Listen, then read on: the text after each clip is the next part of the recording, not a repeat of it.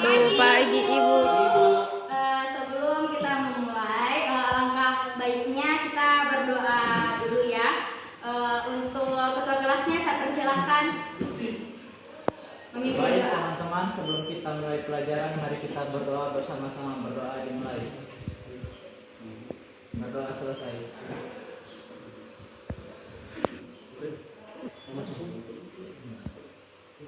Baik, sebelum kita mulai, apa kabar anak-anakku sekalian? Baik. Oke, sesuai dengan perjanjian kita minggu kemarin, di sini kita akan mempelajari yaitu yang namanya listrik statis. Untuk itu Ibu bacakan terlebih dahulu tentang kompetensi dasar. Di sini menganalisis gaya listrik, luas medan listrik, potensial listrik, energi potensial listrik, serta penerapannya pada berbagai kasus. Selanjutnya itu ada tujuannya di sini.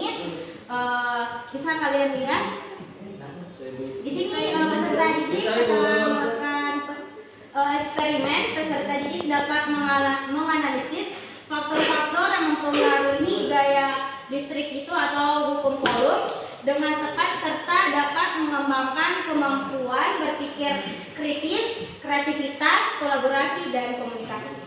Selanjutnya ini ada manfaat mempelajari listrik statis ya. Mempelajari listrik statis itu membantu mahasiswa yang namanya memahami konsep dasar dalam fisika seperti muatan listrik, medan listrik, dan gaya listrik. Pengetahuan ini dasarnya untuk memahami topik yang lebih kompleks dalam fisika dan teknik.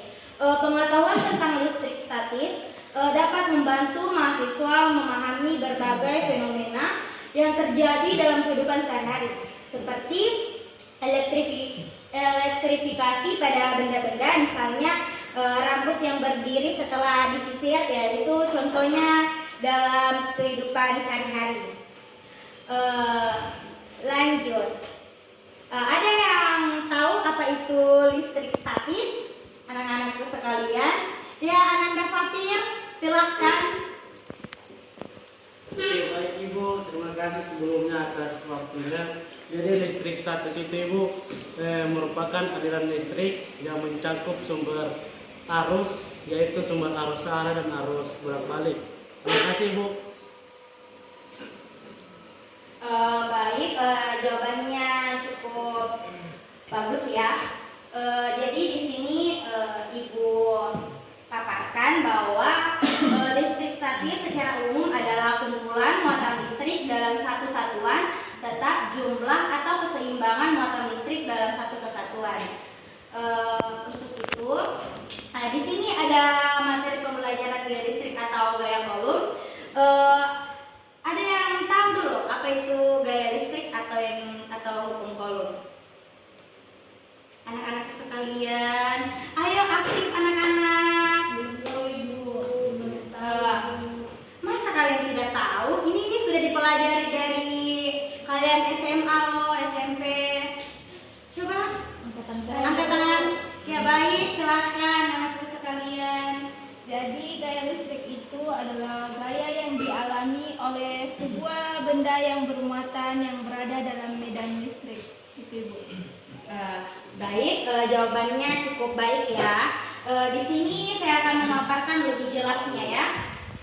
Bisa anak-anak sekalian lihat bahwa gaya listrik atau gaya Coulomb itu adalah gaya yang terjadi antara dua muatan listrik. Gaya ini diatur oleh hukum Coulomb yang ditemukan oleh fisikawan Prancis Charles Augustin de Coulomb pada abad ke-18.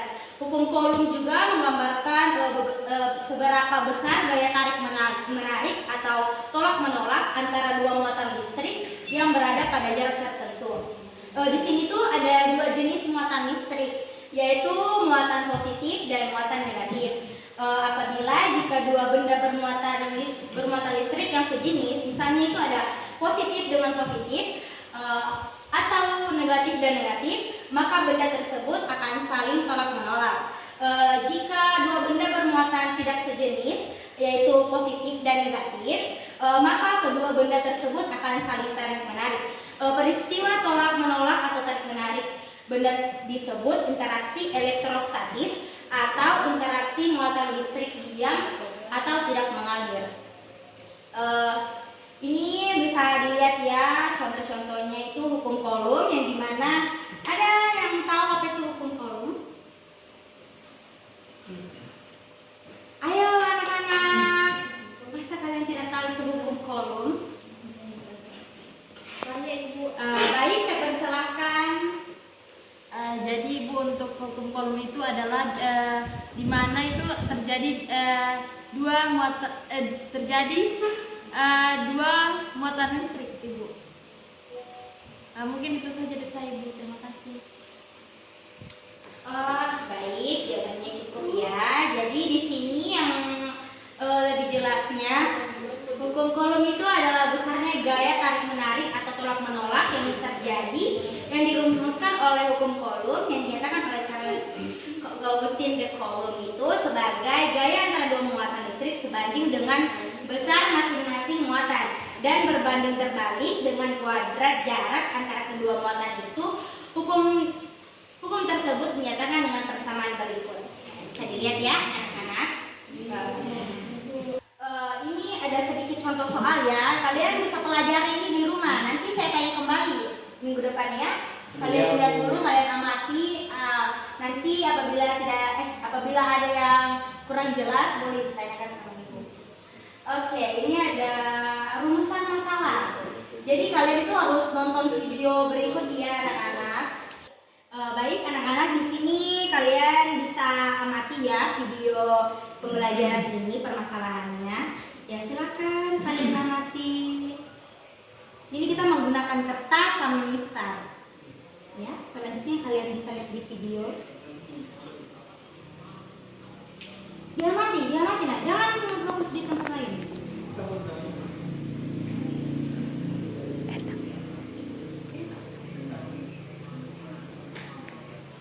Ya, bisa dilihat.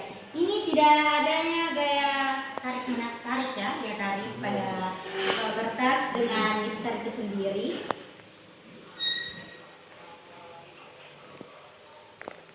Maaf ya, tidak ada suaranya. Dia sama sekali tidak adanya gaya tarik pada mistar terhadap kertas. Nah, apabila dia ini nggak ada suaranya ya, ini nanti bisa ditampilkan pada saat itu mistar digosokkan kepada ke bagian rambut, lalu nanti diletakkan di atas kertas.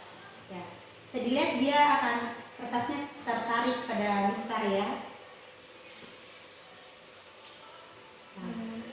Oke, baik. Nah, itu saja ya rumusan masalah yang akan kita selesaikan. Jadi apa yang kalian dapatkan di rumusan masalah tersebut? Ayo anak-anak berpikir secara kritis ya. Di sini kita sebagai siswa, untuk mahasiswa itu harus berpikir secara kritis. Iya, Bu dosen. Ibu. Baik, Anda ini silakan. Jadi dari video itu bisa kita simpulkan bahwasanya setelah penggaris plastik digosokkan pada rambut, kemudian penggaris itu didekatkan pada potongan kertas, itu dapat menarik potongan kertas. Hal ini disebabkan karena penggaris plastik itu mendapatkan muatan listrik setelah digosokkan pada rambut kering. Jadi penggaris tersebut menjadi bermuatan listrik, maka dapat menarik potongan kertas. Sudah Ibu. Ya baik, jawabannya cukup sangat bagus. Yang lain ada yang mau menjawab permasalahan yang telah kalian nonton? Jawabannya sama Ibu. Oke, jadi di sini Ibu juga telah simpulkan bahwa gesekan antara mistar plastik dan rambut mengakibatkan transfer elektron sehingga mistar menjadi bermuatan negatif. Ketika mistar yang bermuatan negatif didekatkan ke potongan kertas yang netral, terjadi redistribusi muatan dalam potongan kertas karena induksi elektrostatis, menyebabkan bagian kertas yang dekat dengan mistar menjadi bermuatan positif. Akibatnya gaya tarik menarik kolom antara muatan negatif pada mistar dan muatan positif pada kertas cukup besar untuk menarik potongan kertas ke mistar. Fenomena ini adalah contoh sederhana namun jelas dari aplikasi prinsip listrik statis dan hukum Coulomb dalam kehidupan sehari-hari. Ibu cukupkan saja ya materi pembelajaran kita pada pagi hari ini. Baik, Ibu akhiri pertemuan pada pagi hari ini. Terima kasih. Wassalamualaikum warahmatullahi wabarakatuh.